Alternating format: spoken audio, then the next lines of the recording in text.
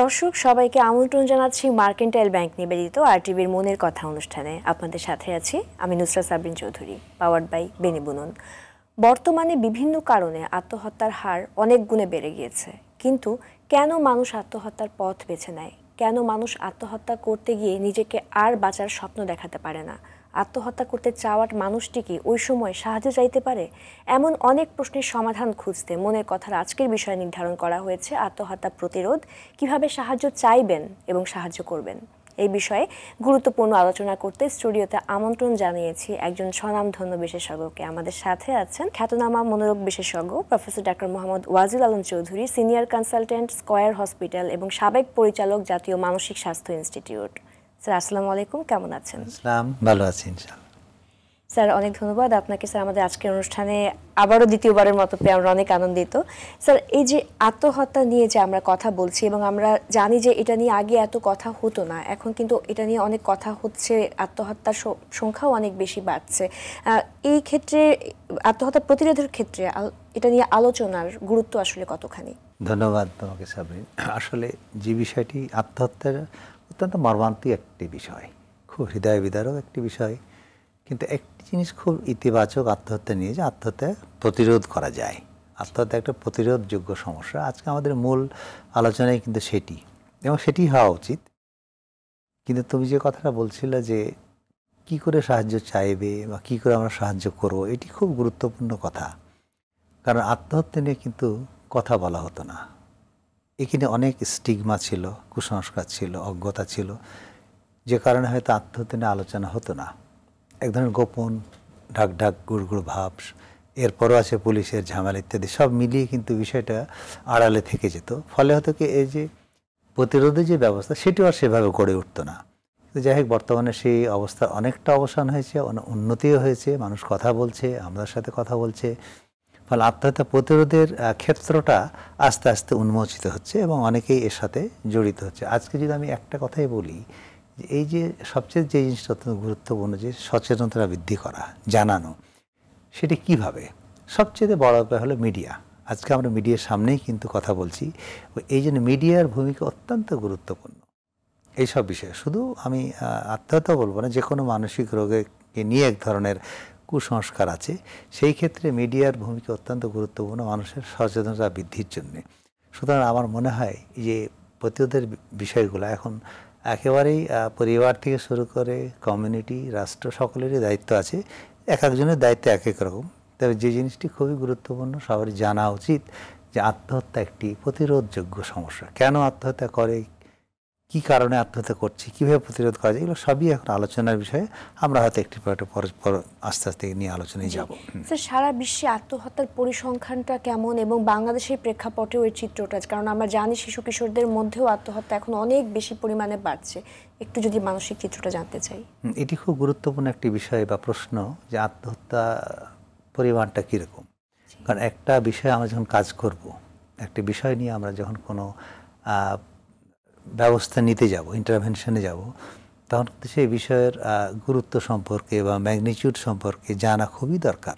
আমরা যদি না জানি যে দেশে এত ভাগ লোক ডায়াবেটিসে আক্রান্ত, এত ভাগ লোক ব্লাড প্রেশার আক্রান্ত, তাহলে আমরা সে প্ল্যানিং করব কিভাবে? একই রকমই আমরা যদি মোটামুটি জানতে পারি যে কত ভাগ মানুষ আত্মহত্যা করে, বা কত ভাগ মানুষ আত্মহত্যার চেষ্টা করে, কত ভাগ মানুষের মধ্যে আত্মহত্যার চিন্তা আছে, এই বিষয়গুলো জানতে পারলে আমাদের পলিসি নির্ধারণ করা খুব সুবিধা হয়। তো সেই আলোকে আমরা যদি বলি, সারা বিশ্ব এবং বাংলাদেশ মিলিয়ে এটা অত্যন্ত ভয়াবহ একটা চিত্র।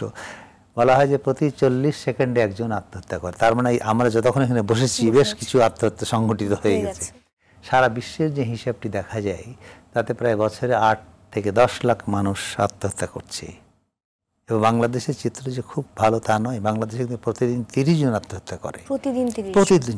আর যদি গড়পড়তা আমরা হিসাব করি, তাহলে দেখা যায় আমাদের দেশে 7 থেকে 8 জন মানুষ প্রতি বছর, প্রতি লাখে হিসাব 1 লাখ মানুষের মধ্যে প্রায় 7 থেকে 8 জন প্রতি বছর আত্মহত্যা করে। এবং পৃথিবীর অন্যান্য দেশেও এটা আছে এবং অনেক দেশে আরও বেশি আছে।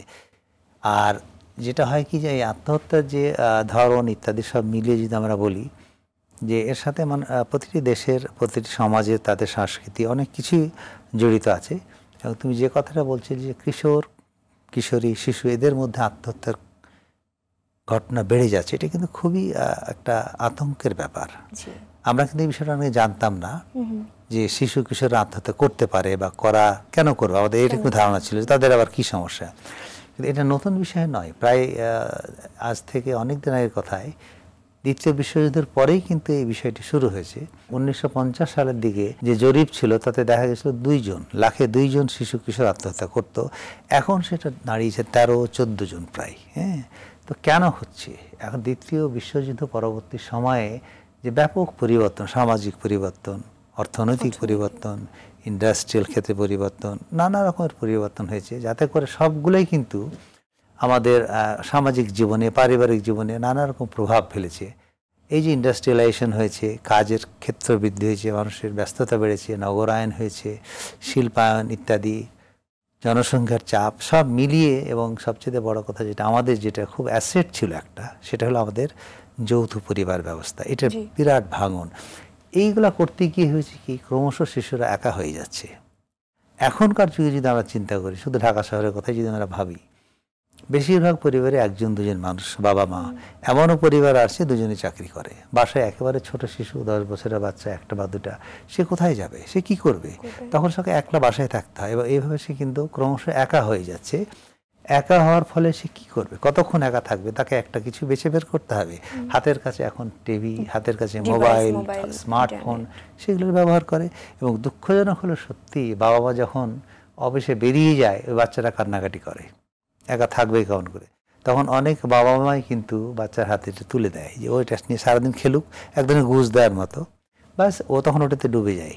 এই করতে চলতেই থাকে খেলা, টিভি দেখছে, স্মার্টফোন দেখছে, নানা রকম গেমস ইত্যাদি করতে করতে সে একসময় অদ্ভুত এক জগতে চলে যায়, যেটা তার জন্য ঠিক নয় এবং যেটা বাস্তবসম্মত নয়। অনেকেই ভয়ঙ্কর সব গেমসের মধ্যে চলে যায়, অনেকে পর্নোগ্রাফিতে চলে যায়, এবং এক সময় এটিতে ক্লান্তি আসে। একই জিনিস ঘাতক ভালো লাগে। তখন এই ক্লান্তি দূর করার জন্য আর কি উপায়, সে কোনো পথ খুঁজে পায় না যখন, তখন একটা সমাধানের জন্য একটা সংকীর্ণ পথ খোঁজার চেষ্টা করে। সেটি অনেকের ক্ষেত্রে মাদকে আসক্তি হয়, অনেকের ক্ষেত্রে আত্মহত্যা হয়। এই হলো আসলে পিকচারটা।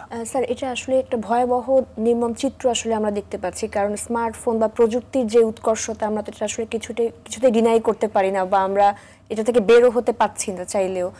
কিন্তু এর ক্ষেত্রে পরিত্রাণের বিষয়গুলো বা উত্তরণের বিষয়গুলো নিয়ে আমরা কথা বলবো। তার আগে যদি ছোট্ট করে একটু জানতে চাই যে কারা সবচেয়ে বেশি ঝুঁকির মধ্যে আছে, চাইল্ড এবং অ্যাডোলেসেন্টরা নাকি বয়স্কদের মাঝেও আত্মহত্যার প্রবণতাটা আসলে কেমন? প্রশ্ন এটি হচ্ছে কি, যে ইন জেনারেল যে জিনিসটা দেখা যায় স্বাভাবিকভাবে, যে আত্মহত্যা করবে কি, সাধারণ জ্ঞানে আমরা মনে করি যে খুব দুঃখে আছে, কষ্টে আছে। হ্যাঁ, এবং দেখা যায় সাধারণত যারা বয়স্ক মানুষ, একা, ডিভোর্স হয়ে গেছে, নানা রকম মানসিক রোগ, শারীরিক রোগ আক্রান্ত, তারাই আত্মহত্যা বেশি করবে, এবং তাই ছিল অ্যাকচুয়ালি। কিন্তু এখন একেবারে চিত্রটা ভিন্ন হয়ে গেছে। যেমন পাশ্চাত্যে সেটি আছে, পাশ্চাত্যে দেখা যায় যে অনেক বয়স পর্যন্ত ওরা বাঁচে এবং ক্রমশ একা হতে থাকে।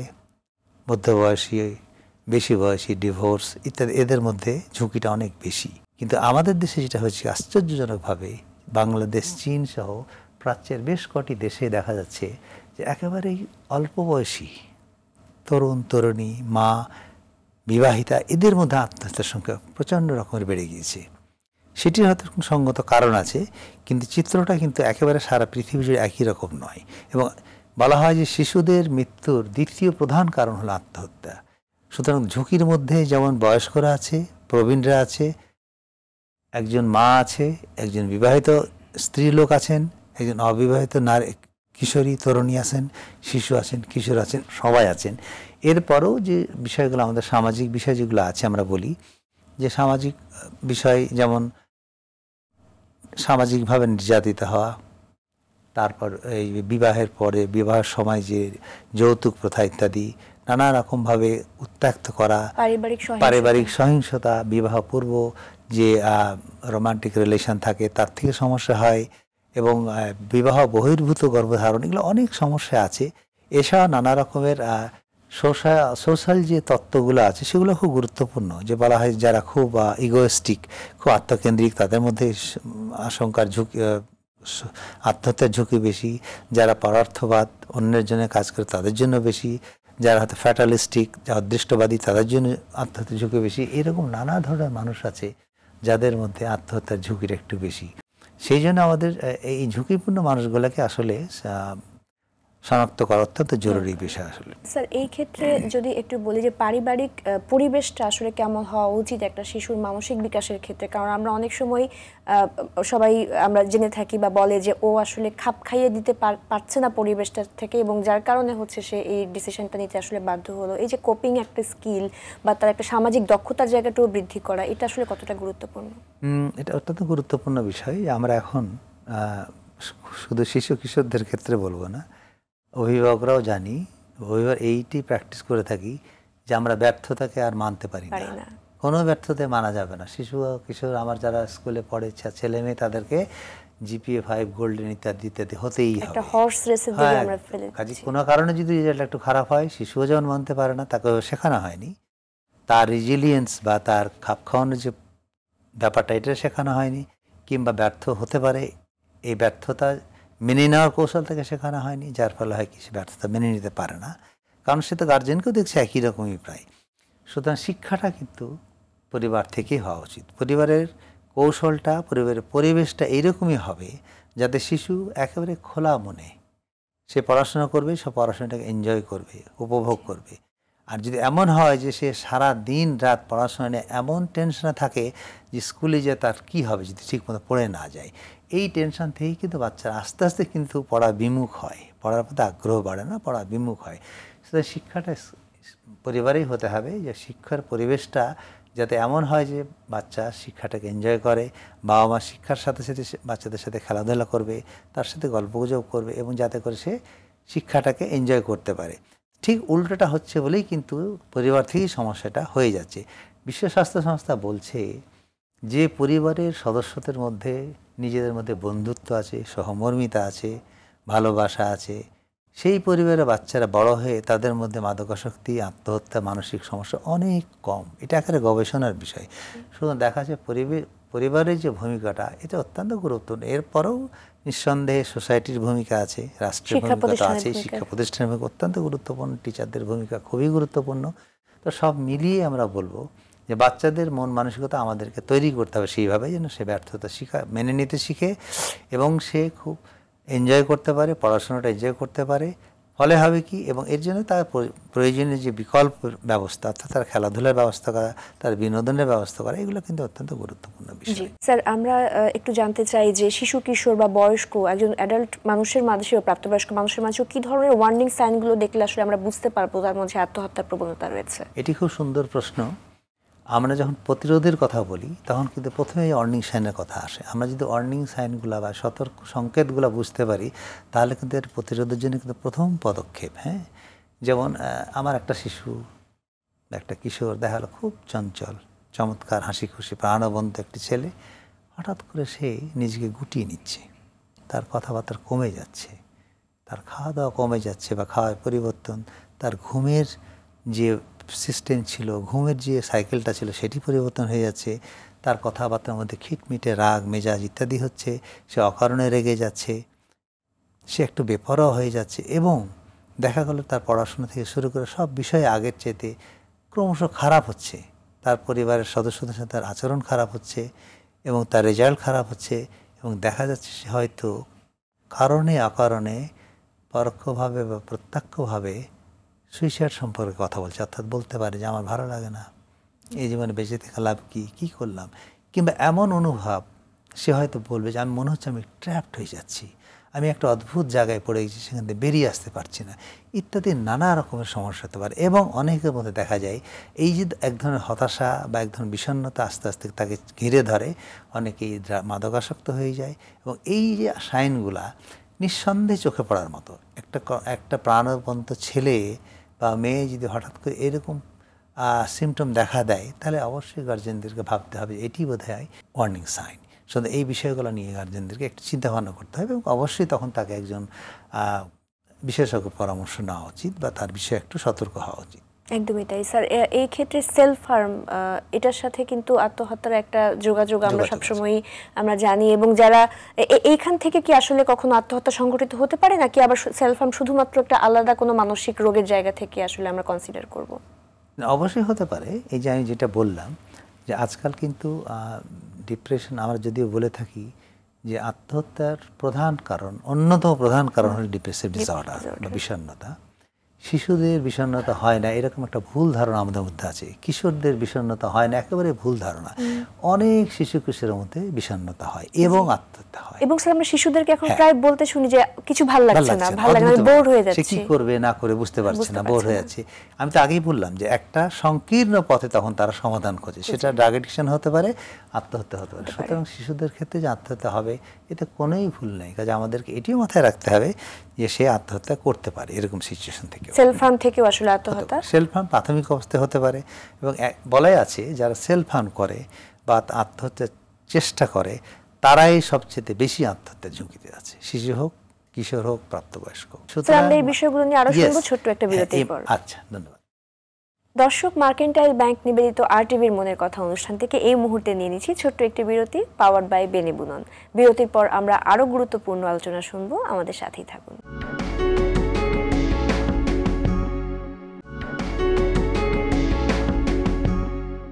বিরতির পর সবাইকে আরও একবার স্বাগত মার্কেন্টাইল ব্যাংক নিবেদিত মনের কথা অনুষ্ঠানে, পাওয়ার্ড বাই বেনেবুনন। আজকের পর্বের বিষয় আত্মহত্যা প্রতিরোধ এবং কিভাবে সাহায্য চাইবেন, কিভাবে সাহায্য করবেন।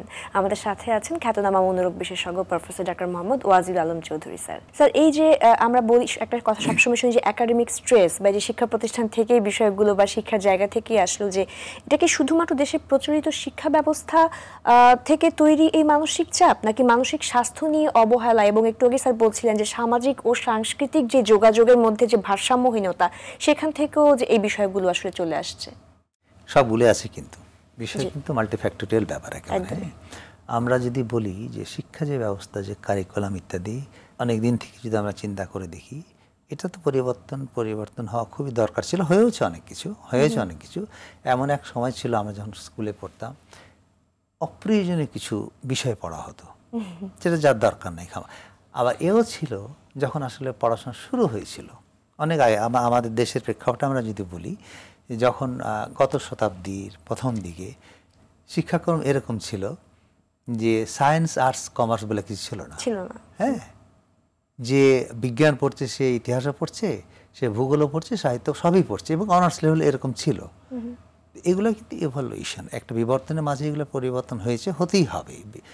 বিজ্ঞান যত এগিয়ে যাবে তত স্পেশালাইজেশন হবে। এখন স্পেশালাইজেশনের যুগ, সাব স্পেশালিটির যুগ। তো এটা মাথায় রেখে শিক্ষাক্রম, সেটা একেবারে স্কুল থেকে শুরু করে ইউনিভার্সিটি, আরও বড় পোস্ট গ্রাজুয়েশন লেভেল পর্যন্ত কিন্তু এই পরিবর্তনটা সারা পৃথিবীর সাথে সামঞ্জস্য রেখে আমাদের দেশজ পদ্ধতি, দেশের সাথে সামঞ্জস্য রেখে কিন্তু পরিবর্তনটা করা উচিত। কিছু কিছু হচ্ছে, কিন্তু সব কিছু হচ্ছে না। এটি একটা কারণ, যেহেতু কারিকুলামের মধ্যে একটা সমস্যা আছে।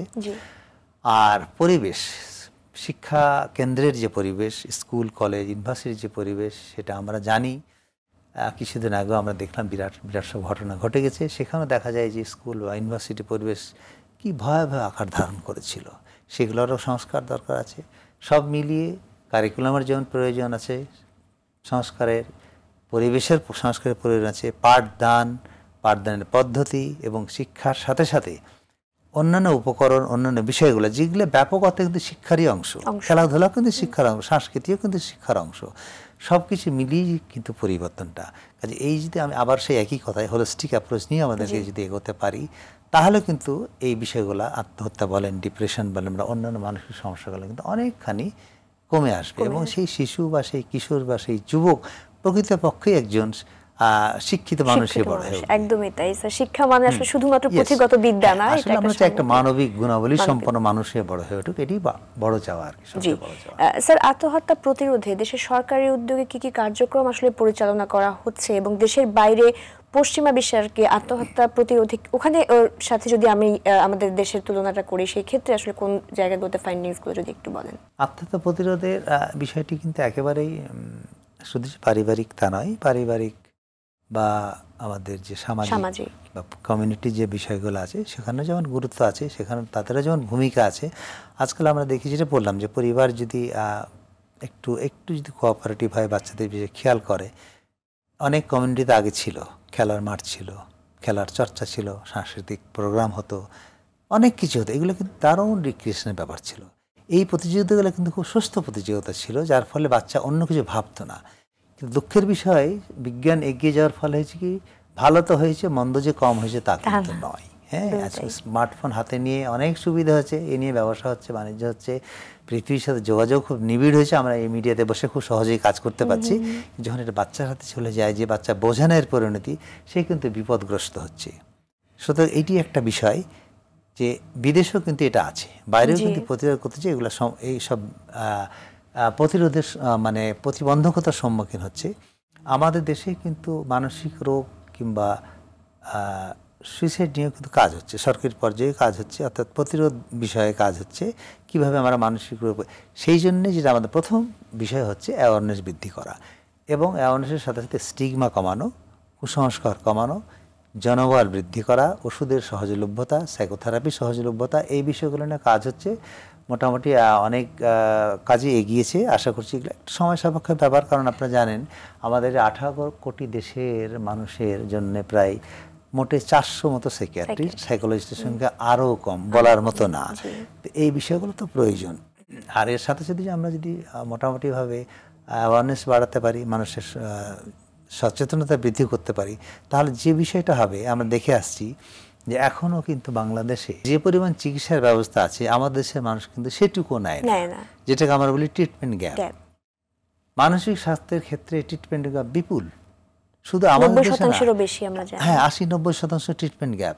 এবং আশ্চর্য ব্যাপার, ইংল্যান্ডের মতো জায়গাতে 60-70-80% ট্রিটমেন্ট গ্যাপ।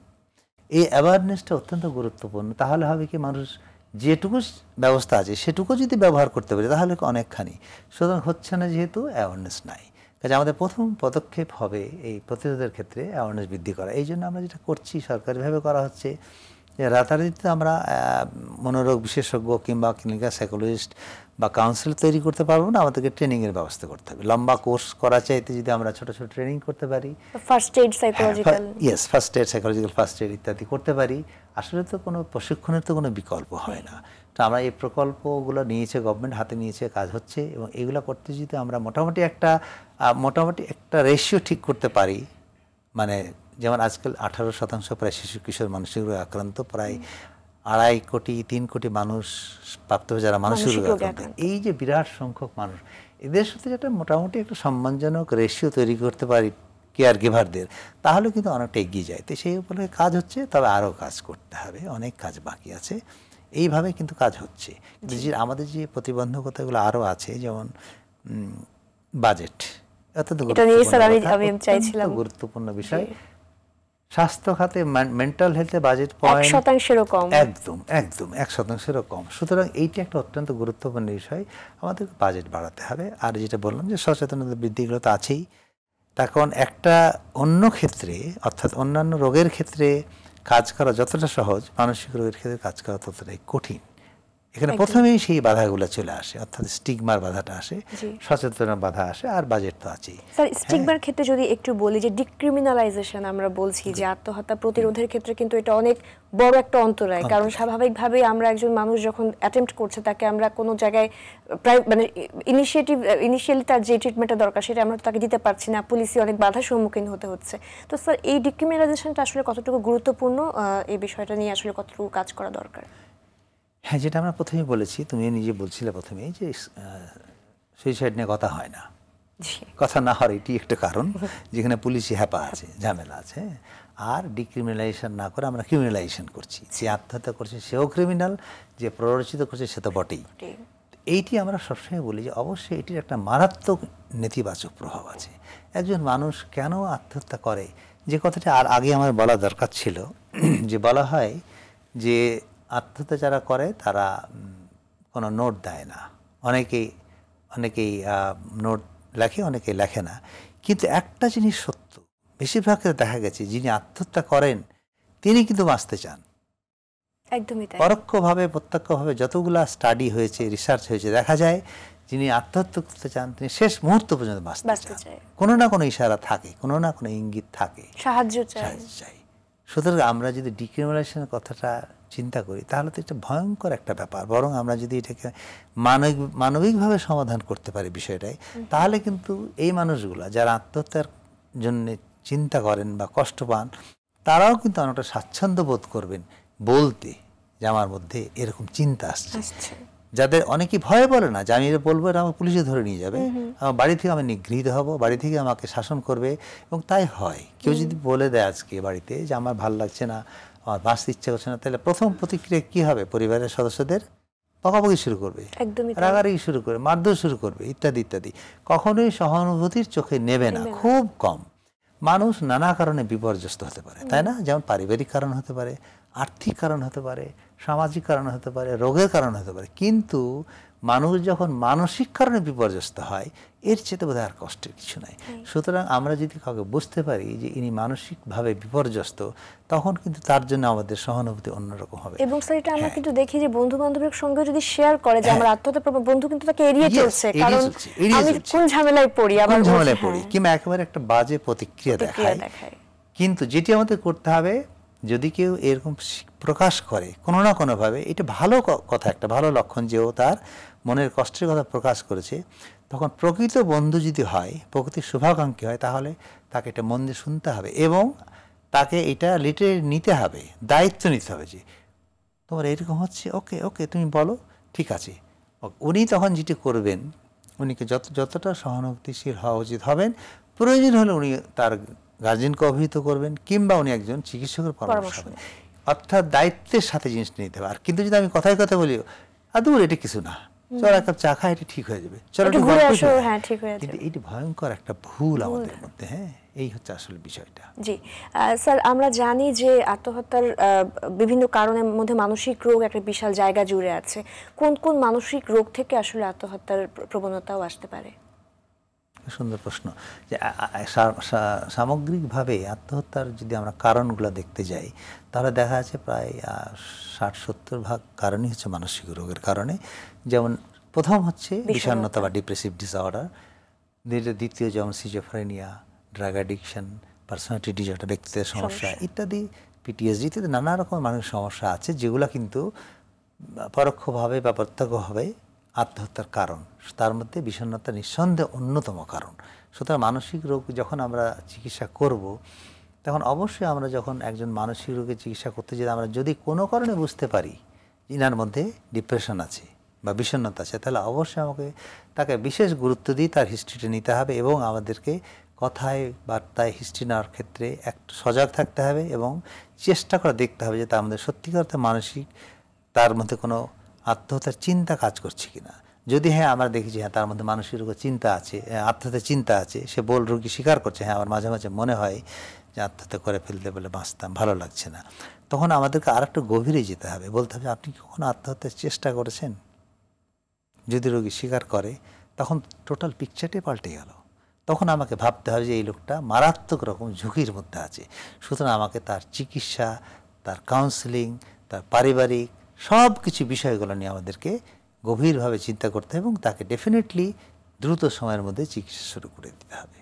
একদমই স্যার, একদমই সিম্পলি যদি জানতে চাই যে কিভাবে সাহায্য চাইবো এবং কিভাবে সাহায্য করব, ছোটভাবে করে স্যার যদি একটু বলেন। সাহায্য চাইবো বিষয়টি আসলে খুবই সেন্সিটিভ। যারা আমি যেটা আগেই বললাম যে আমাদের দেশে এখনও যে প্রথমে তুমি যেটা বললা যে কথা হয় না, কথা হয় না, কথা বলি, এটা কিন্তু খুব একটা আমরা একটা অনুষ্ঠান করেওছিলাম মনের খবর থেকে, কথা বলি, এটা কিন্তু অত্যন্ত গুরুত্বপূর্ণ একটা বিষয়। আমরা কথা বলি, মনের কথা বলি, তাহলে কিন্তু এই কালচারটা যদি চালু হয় তাহলে কিন্তু অনেকটা সহজ হয়ে যায়। সুতরাং আমি যদি সাহায্য চাইতে যাই তাহলে তো আমাকে কথা বলতে হবে। কথা বলতে পারি না, কথা বলার কালচার নাই, তারপরেও কিন্তু আমি বলি নিঃশব্দে অনেকে সাহায্য চায়, কথা না বলেও ইশারা ইঙ্গিতে অনেকে সাহায্য চায়। আমি বললাম না যে চিরকুট না লিখে গেলেও কিন্তু বোঝা যায়, একটু সজাগ থাকলে আমরা ধরতে পারবো যে তার মধ্যে কোনো ওয়ার্নিং সাইনগুলো যদি আমরা দেখতে পারি, তাহলেও কিন্তু আমরা বুঝতে পারি যে উনি সাহায্য চাইছেন। আর যিনি স্বেচ্ছায় সাহায্য চাইছেন তার তো কথাই নেই, তাহলে তো আমাদের অবশ্যই তার পাশে দাঁড়াতে হবে। আর কি সাহায্য করব, এটা একেবারে প্রতিটি মানুষ কিন্তু একজন আত্মহত্যাকারীর, যিনি আত্মহত্যার প্রবণতা যার মধ্যে আছে বা আত্মহত্যার ঝুঁকিতে আছেন, প্রতিটি মানুষ তাকে সাহায্য করতে পারে। একেবারে 3-4 বছরের শিশু থেকে শুরু করে একজন প্রাপ্তবয়স্ক মানুষ তাকে সাহায্য করতে পারে।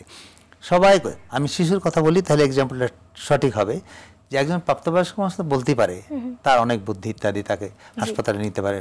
শিশু কিভাবে করতে পারে? স্যার আপনি এমন একজন মানুষ যিনি আসলে মানসিক স্বাস্থ্যকে পুরো আন্তর্জাতিক পর্যায়ে স্যার আপনি নিয়ে গেছেন, এবং আত্মহত্যা প্রতিরোধে স্যার আপনার অবদান অনস্বীকার্য, এটা আমরা সবাই জানি। সেই ক্ষেত্রে স্যার যদি একটু জানতে চাই যে আত্মহত্যা প্রতিরোধের লক্ষ্যে জনস্বাস্থ্যের সমস্যা হিসেবে এটাকে বিবেচনা করে প্রতিরোধের জন্য অ্যাকশন প্ল্যান দরকার, এই বিষয়টাই বারবার উঠে আসছে, এবং কমিউনিটি লেভেলে ইমপ্লিমেন্টেশনগুলো আরও বেশি দরকার। সো এই বিষয়ে আপনার দিক নির্দেশনা দিয়ে যদি শেষ করতেন। Very good. এইটি শেষ কথা হওয়া উচিত আসলে, যে আমরা একা কিছু করতে পারবো না। পরিবার হেল্প করবে, পরিবার প্রাথমিক পর্যায়ে একটা ক্ষেত্র তৈরি করবে, কমিউনিটি একটা ক্ষেত্র তৈরি করবে, রাষ্ট্র করবে। কিন্তু জিনিসটা যেটা হচ্ছে কি, যে আমরা হাসপাতালে যাই, সেটা টার্সিয়ারি হসপিটালে বেশি, ঢাকা বড় বড় শহরে বড় বড় হাসপাতালে যাই।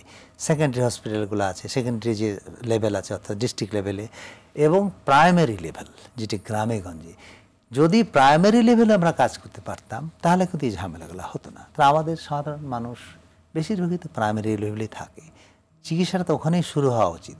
সুতরাং শেষ কথা যেটা আমি মনে করি, যে এটি একটা একেবারে পাবলিক হেলথ প্রবলেম, জনসমস্যা, বিরাট একটা জনসমস্যা, এবং যে কোনো জনসমস্যার সমাধান কিন্তু আপনাকে প্রাইমারি লেভেল থেকেই করতে হবে। অর্থাৎ আমরা যদি আজকে মানসিক স্বাস্থ্যকে প্রাইমারি হেলথের সাথে ইন্টিগ্রেট করতে পারি, অর্থাৎ প্রাথমিক শিক্ষা ব্যবস্থার সাথে যদি মানসিক স্বাস্থ্যকে এবং এই আত্মহত্যার মতো সাবজেক্টকে একীভূত করতে পারতাম, তাহলে অতি সহজেই কিন্তু সমাধান হয়ে যায়, ওখানেই সমাধানটা হয়ে যায়। কিংবা তারা যদি না পারে, তারা রেফার করবে, সেকেন্ডারি কেয়ারে রেফার করবে, সেখান থেকে না হলে টার্সিয়ারি কেয়ারে রেফার করবে। দিস ইজ দ্য পদ্ধতি, সবচেয়ে সহজতম পদ্ধতি। শুধু আমি আবারও বলবো যে প্রত্যেকটা রোগের ক্ষেত্রেই প্রাইমারি কেয়ার, অর্থাৎ আমরা সব কিছুকে যদি প্রাইমারি হেলথ কেয়ারের সাথে একীভূত করতে পারি, এবং যেদিন পারবো সেদিন নিশ্চয়ই আমাদের কাজ অনেকখানি এগিয়ে যাবে। তার মানে এটা একটা সমন্বিত উদ্যোগ, এবং আমাদের যার যার জায়গা থেকে কাজ করতে হবে। অনেক ধন্যবাদ স্যার, আপনার মূল্যবান সময় থেকে আমাদেরকে সময় দিয়েছেন, এবং আমরা আসলে অনেক বেশি কৃতজ্ঞ আপনার প্রতি যে আপনার মতো একজন অসাধারণ ব্যক্তিত্বকে আমরা আমাদের অনুষ্ঠানে পেয়েছি। ধন্যবাদ তোমাকে, ধন্যবাদ RTV এবং আমাদের দর্শক মণ্ডলীকে। ধন্যবাদ স্যার। দর্শক, আমাদের একক কোনো উদ্যোগ আত্মহত্যা প্রতিরোধ করতে পারবে না। প্রান্তিক পর্যায় থেকে, অর্থাৎ প্রাইমারি লেভেল থেকে আমাদেরকে সচেতনতা বাড়াতে হবে, তবেই সম্ভব আত্মহত্যা রোধ করা, এবং আমাদের সমন্বিত উদ্যোগ গ্রহণ করতে হবে। আজকের মতো বিদায় নিচ্ছি মার্কেন্টাইল ব্যাংক নিবেদিত RTVর মনের কথা অনুষ্ঠান থেকে, পাওয়ার্ড বাই বেনিবুনন। সবাই ভালো থাকুন, সুস্থ থাকুন, দেশকে ভালোবাসুন, আর অবশ্যই নিজেকে মাদক মুক্ত রাখুন।